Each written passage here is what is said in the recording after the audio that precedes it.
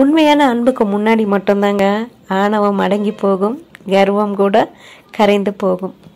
விலகி செல்லும் மனிதர்களை விட்டுடுங்க. சிலருக்கு வைரங்களை விட கண்ணாடி பல பலன்னு தெரியுங்க. தொலைக்க தொலைக்க கிடைத்து கொண்டே இருக்கிறது கவலைகள் மட்டும்.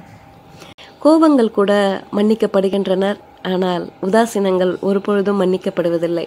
எப்போ நம்ம மனசுல நல்லதை மட்டும் நினைக்கிறோமோ அப்பவே கடவுள் நம்ம கூட இருக்கிறத உணரலாம். விட்டு பிடிப்பது நட்பல்ல, விட்டு கொடுப்பதுதான் நட்பு. விட்டு கொடுப்பதும் நட்பல்ல, கடைசி வரைக்கும் விலகாமல் இருப்பதுதான் உண்மையான நட்பு.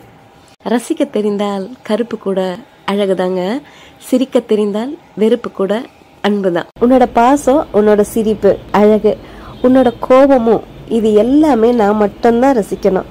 உன் குட்டி இதயத்துல நான் மட்டும்தான் வாழணும். நல்லது மெதுவா தாங்க நடக்கும், கெட்டது உடனே நடக்கும். அதனாலதான் எப்பவுமே பொறுமையா இருக்கணும். பொறுமை ரொம்ப அவசியங்க.